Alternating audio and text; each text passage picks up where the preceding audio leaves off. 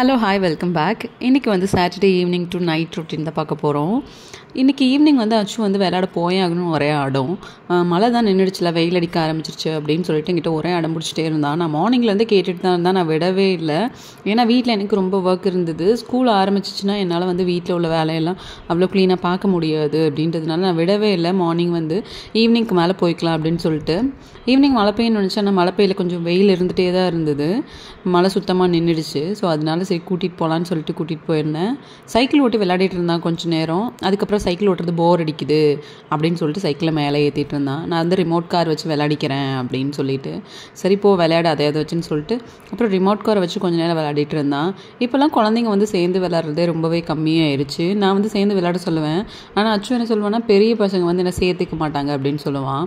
சரி உன்னோட குட்டி பையனோட போய் விளையாடு அப்படின்னு சொன்னால் அவன் ரொம்ப குட்டி, அவன் சின்ன பையன், அவன் கூட நான் எப்படி விளையாட முடியும் அப்படின்னு சொல்லுவான். எனக்கு ரொம்ப சிரிப்பாக இருக்கும்.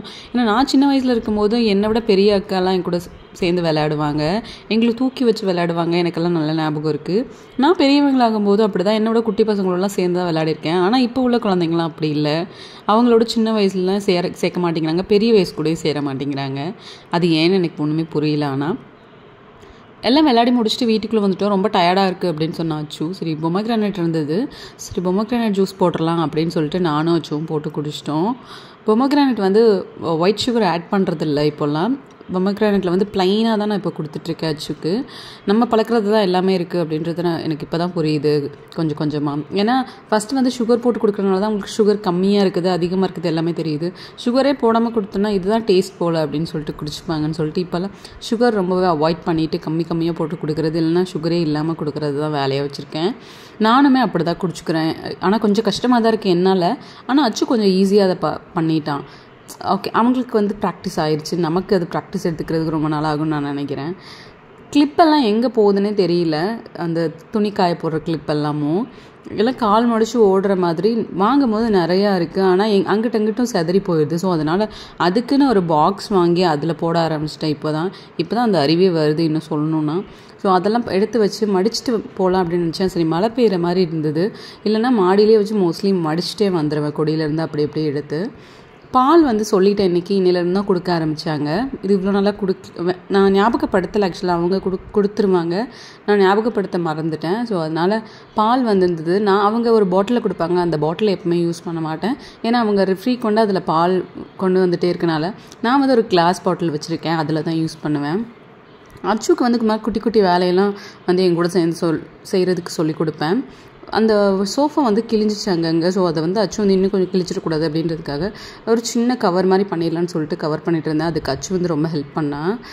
குட்டி குட்டி வேலையெல்லாம் அவங்களுக்கு சொல்லிக் கொடுத்தா ரொம்ப நல்லது தான், நமக்கும் ஹெல்ப்பாக இருக்கும், ஃப்யூச்சர்லாம் அவங்களுக்குமே ஹெல்ப்ஃபுல்லாக இருக்கும்.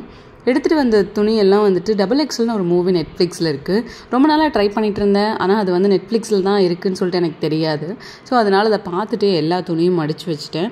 இந்த துணி துவைக்கிறது கூட பிரச்சனை இல்லை, ஆனால் அந்த மடிக்கிறதும் அரேஞ்ச் பண்ணுறது தான் பெரிய தொல்லையாக இருக்கும் எனக்கு. நைட்டு டின்னருக்கு வந்து தோசை தான் பண்ணிக்கிட்டோம். இப்போல்லாம் என்னென்னு தெரில, அடிக்கடி தோசை ஊற்றிட்டே இருக்க மாதிரி எனக்கு ஒரு ஃபீல் இருக்குது. இட்லி எப்போயாவது தான் பண்ணுற மாதிரி இருக்குது. ஆனால் இட்லி பண்ணுறது தான் ரொம்பவே ஈஸி. ஆனால் ஏன் தோசை நான் ஊற்றிட்டு இருக்கேன்னு எனக்கே தெரில. அச்சும் என்னென்னு தெரில, தோசை பைத்தியம் மாதிரி தோசைன்னு கேட்டே இருக்கிறான். முன்னாடியெல்லாம் இட்லி தான் ரொம்ப லைக் பண்ணுவான். இப்போல்லாம் எப்போ பார்த்தாலும் அம்மா தோசைன்னு கேட்டே இருக்கான். சரி ஓகே, அவங்க சாப்பிட்றதே பெரிய விஷயம் அப்படின்னு சொல்லிட்டு அவங்களுக்கு பிடிச்ச மாதிரியே கொடுத்துடலான்னு சொல்லிட்டு தோசையே ஊற்றிட்டேன். வீட்டில் லைட்ரு மாட்டி வச்சுருந்தேன். அந்த விண்டோவில் தான் மாற்றி வச்சுருப்பேன், எப்போவுமே ஈஸியாக எடுக்கிறதுக்கு இருக்கும் அப்படின்னு சொல்லிட்டு. ஒரு பூனை வந்து அந்த பக்கம் ஏறி குதிச்சு அடிக்கடி வீட்டில் வந்து பாலெல்லாம் குடிச்சிட்டு போகும். அது ஏறி குதிக்கும் போது என்ன பண்ணிடுச்சுன்னா தட்டி விட்டுருச்சு, பின்னாடி விழுந்துச்சு. அது போய் இன்னும் எடுக்கவே முடியல. ஏன்னா எங்களோட காமன்வெல்த் ரொம்ப குட்டியாக இருக்கும், அச்சு போகிற அளவு தான் இருக்கும்.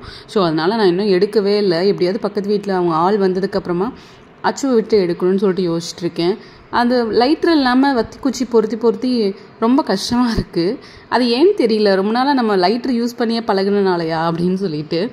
அச்சு வந்து இன்றைக்கி அம்மா ஊட்டி விட்டே தீருங்க அப்படின்னு சொன்னான். சரி அப்படின்னு சொல்லிட்டு நானும் ஊட்டி விட்டேன். நான் முன்னாடியெல்லாம் அச்சு வந்து திட்டுவேன், இவ்வளோ பெரிய பையனாகிட்ட இன்னும் என்ன ஊட்டி விட சொல்லிட்டே இருக்க அப்படின்னு சொல்லிட்டு.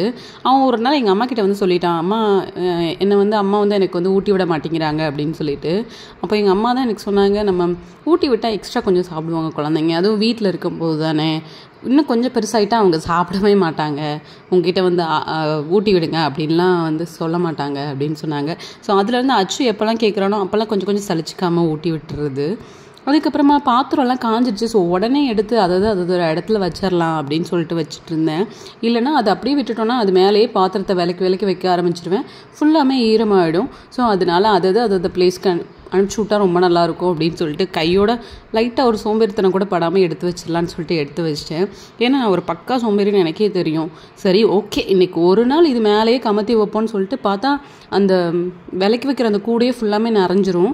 அதுக்கப்புறம் உட்காந்து அதை எடுத்து வைக்கிறது அதுவே ஒரு பெரிய வேலையாக இருக்கும். ஸோ எல்லாத்தையும் எடுத்து வச்சுட்டு அந்த பேஸ்கெட்டை க்ளீனாக வச்சுட்டு விளக்குறதுக்கு ஆரம்பித்தாச்சு.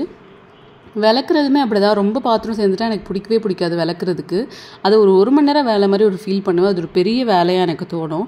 ஆனால் கொஞ்சம் கொஞ்சமாக விளக்கிட்டோன்னா ரொம்ப ஈஸியாக இருக்கும். எப்போவுமே பாத்திரம்லாம் விளக்கி முடிச்சதுக்கப்புறம் சிங்க்கில் கொஞ்சம் தண்ணி நல்லா ஃபோர்ஸாக ஊற்றி விட்டுருவேன். ஏன்னா ஏதாவது பிளாக் இருந்தால் கூட போயிடும்னு. ஆனால் ஆல்ரெடி நிறையா எக்ஸ்பீரியன்ஸ் இருக்குது இந்த மாதிரி பிளாக் ஆகி. கடைசியில் கையோட அந்த கிச்சனையும் க்ளீன் பண்ணி தொடச்சி பளிச்சுன்னு ஆக்கிட்டோன்னா ரொம்ப சாட்டிஸ்ஃபைடாக இருக்கும். அதோட அந்த ஃபீல் இருக்குல்ல, அது வேறு லெவலில் இருக்கும். ஸோ அந்த வேலையும் அப்படியே முடிச்சிடணும் கையோடன்னு சொல்லிட்டு கொஞ்சம் கூட சகிப்பு பார்க்காம அந்த வேலையும் முடிச்சிட்டேன். இல்லைனா அது ஒரு வேலை பெண்டிங் இருக்க மாதிரியே தோணிகிட்டே இருக்கும். ஸோ எல்லா வேலையுமே முடிச்சுட்டு தூங்க போகலாம் அப்படின்னு சொல்லிட்டு அப்பாடான்னு போய் தூங்க போயிட்டோம். இதோட இந்த vlog முடியுது. Thank you so much. அவ்வளோதான்.